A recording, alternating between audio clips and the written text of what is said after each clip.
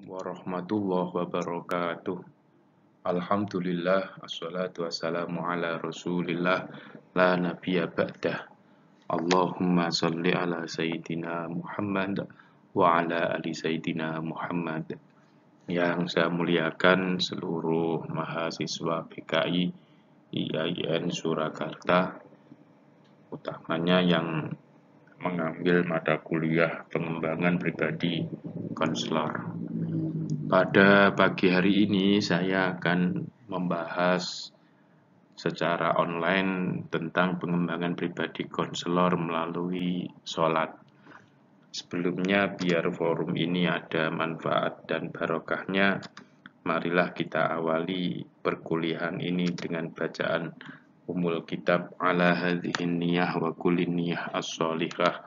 Al-Fatihah. A'udzu billahi minasyaitonir rajim. Bismillahirrahmanirrahim. Alhamdulillahirabbil alamin. Arrahmanir rahim. Maliki yaumiddin. Iyyaka na'budu wa iyyaka nasta'in. Ihdinas siratal mustaqim. Siratal ladzina an'amta 'alaihim ghairil maghdubi 'alaihim waladdallin. Amin.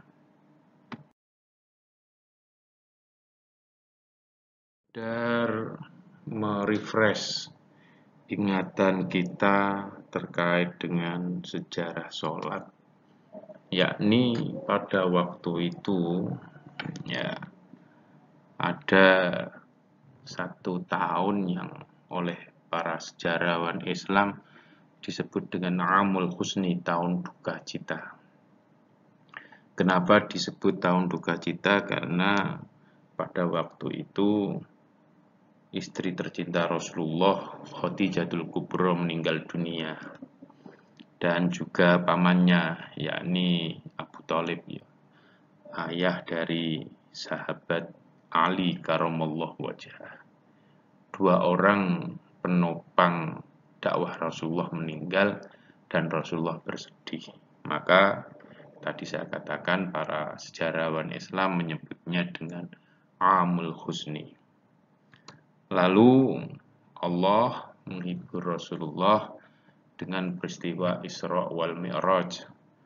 Meskipun kalau dalam Quran yang dikenal dengan istilah Mi'raj, tapi Asra, subhanalladzi asra bi 'abdihi laila minal masjidil harami ilal masjidil aqsa alladzi barakna haulahu linuriyahu min ayatina. Jadi Isra itu perjalanan Rasulullah dari Masjidil Haram ke Palestina, Baitul Maqdis, kemudian Mi'raj dari Baitul Maqdis menuju ke Sidratil Muntaha.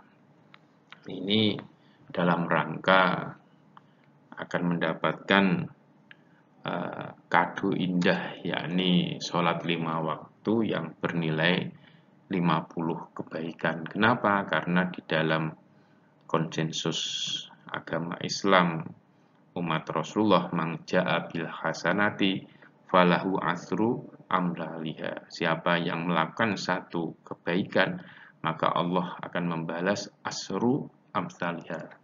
Termasuk kalau Rasulullah pernah bersabda, man shalla alayya sholatan wahidatan sallallahu bihi asran. Ketika ada orang yang membaca sholawat sekali, Allahumma sholli ala Sayyidina Muhammad wa ala ali Sayyidina Muhammad, maka Allah akan membalas dengan 10 kebaikan.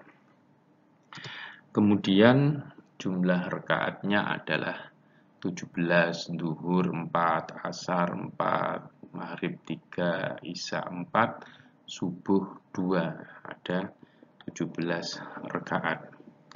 Dan Rasulullah mensifati Mi'raj ini sebagai media seorang mukmin. Salat sebagai media mi'rajnya orang mukmin. As-sholatu mi'rajul mukmin. Maka dari itu, kedudukan salat ini menjadi sangat penting.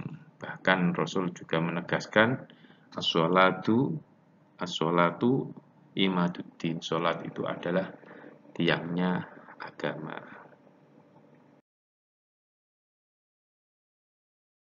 Bagi mukmin sejati, muslim sejati, jangan sampai kita itu meremehkan sholat ya. Karena ini ancamannya sangat berat.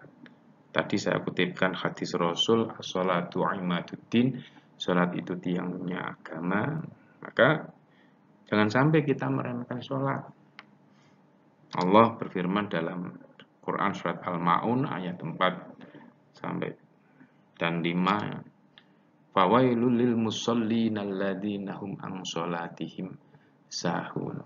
Jadi orang-orang yang melupakan sholatnya itu ancamannya adalah neraka wail. Fawailul lil musallin alladzina hum an sholatihim sahun. Jadi jangan kita meremehkan. Misalnya saya tak sholat delete, itu omongan sederhananya tapi bisa jadi masuk kategori meremehkan sholat. Masa ketemu Allah Tuhan kita, Allah yang memberi rizki kita, kok malah kayaknya di second opinion. Jangan ya kita sholat ya, apapun yang terjadi, sesibuk apapun kita harus sholat. Jangan sampai meninggalkan. Meremehkan saja ancamannya adalah well, apalagi meninggalkan sholat. Nah kalau misalnya kebablasan subuh ketiduran karena semalam mungkin jadi panitia apa atau punya kegiatan apa, mahasiswa masih aktif itu, terus paginya bablas sampai jam 7 ya tetap qadha, ya tetap qadha. Yang jelas jangan sampai kita tidak sholat. Secara pahala ya, ini pahala itu juga ditentukan oleh tempat. Misalnya kita melakukan sholat di Masjidil Haram, itu dilipatkan sampai 100.000 kebaikan. Jadi kalau kita sedekah 1 real itu ya Allah akan membalas 100.000 kebaikan itu kalau dilakukan di Masjidil Haram di Mekah sana. Kalau dilakukan di Masjid Nabawi, itu sholat di sana, khatam Quran di sana, itu dilipatkan 1.000 kebaikan. Nah, kalau sholatnya di luar itu, misalnya di Indonesia, itu 27 kebaikan. Caranya ya berjamaah. Tapi kalau sholat sendiri ya kebaikan 1, paling misalnya dilipatkan ya menjadi 10 kebaikan seperti tadi. Manja bil hasanati falahu asru amsalihah. Di dalam sholat, ketika kita berjamaah, itu kadang ada fenomena. Dalam tanda petik, mungkin karena imam lupa, akhirnya terjadi kesalahan. Kesalahan ini bisa jadi terkait dengan bilangan atau terkait dengan gerakan. Misalnya bila imam salah dalam sholat terkait dengan tahiyat awal, misalnya kok malah berdiri, harusnya tahiyat kok malah berdiri, atau harusnya tahiyat akhir kok imam malah berdiri, maka makmum cara mengingatkannya dengan membaca tasbih, dan itu diulang 3 kali, subhanallah. Sekali kok imam berdiri ya harusnya dia duduk tahiyat awal, nanti di akhir kalau memang berdirinya sudah sempurna ya imam beserta makmumnya itu sujud sahwi. Subhanallah. Sujud sahwi itu bacaannya subhanamal la yanamu wa la yasu. Maha suci zat yang enggak tidur dan enggak pernah lupa. Subhanamal la yanamu wa la yasu. Maha suci zat yang tidak tidur dan tidak lupa. Nah, tapi kalau sudah diingatkan sampai 3 kali subhanallah, subhanallah, subhanallah, kok imam tetap ngeyel, dalam tanda petik masih berdiri, ya makmum boleh meninggalkan, namanya mufarokoh. Itu etikanya. Dan ini tidak boleh terus makmum mengatakan imamnya goblok, imam nggak boleh kayak gitu. Ya cukup mufarokoh bisa aja gitu, karena mungkin beda keyakinan. Tapi kalau memang nanti imamnya tahu, seluruh imamnya kok mufarokoh ya nanti dia berarti bilangannya tambah, mungkin bisa jadi 3 menjadi 4, 4 menjadi 5, maka tetap sujud sahwi. Kemudian ini bisa kita petik, seorang konselor itu harusnya memiliki pribadi siap untuk mengingatkan konsoli dengan memberi warning, ya, memberi warning bila konseli tidak mau mengikuti nasihat dari konselor, ya konselor jangan sakit hati, ya biasa, namanya orang memberi wacana perspektif lain, itu biasa.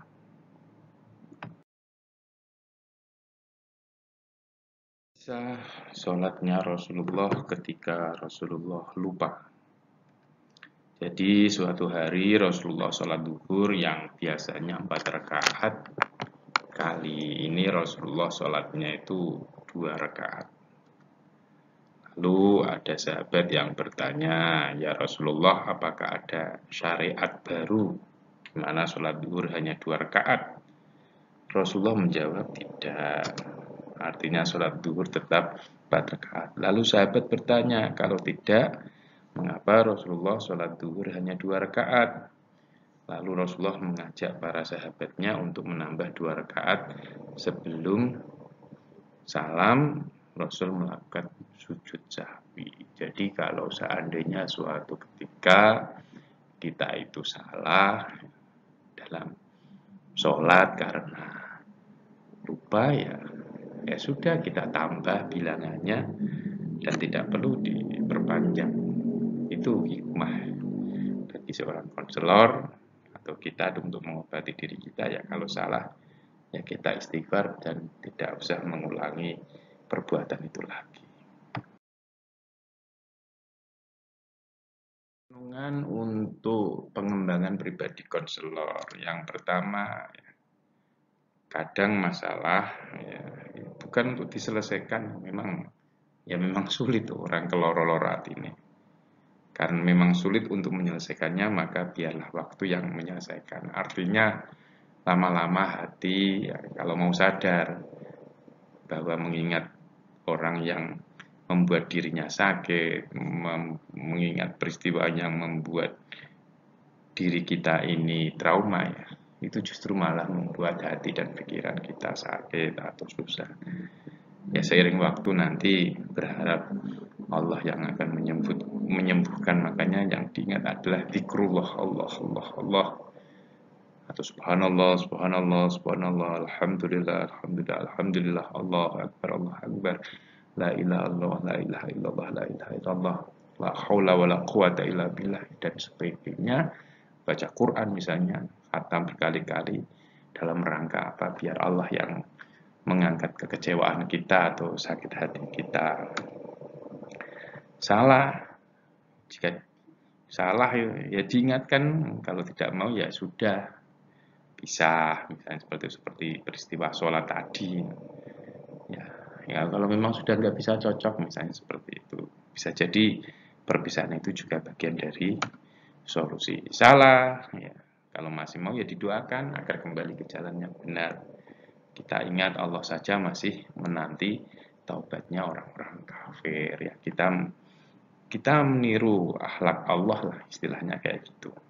Ya syakur, Allah yang maha menerima kesyukuran, ya. Jadi ibadah kita banyak kurangnya, tapi Allah menerima ibadah kita dengan segala kekurangan. Jadi tidak usah kok itu terus berlanjut-lanjut, salah terus diingat-ingat, ya jangan, ya didoakan biar menjadi benar, apalagi itu istri kita, suami kita, orang tua kita, anak-anak kita, murid kita, teman kita, kira-kira seperti itu. Ucapkan terima kasih atas atensinya, ya. Mohon maaf atas segala kesalahan, kekurangan dalam perkuliahan online ini. Semoga kita bisa bertemu secara langsung sehingga bila tidak jelas, kurang paham, ada yang tidak cocok, tidak pas, ya kita bisa saling watawasau bil haq watawasau bis sabr.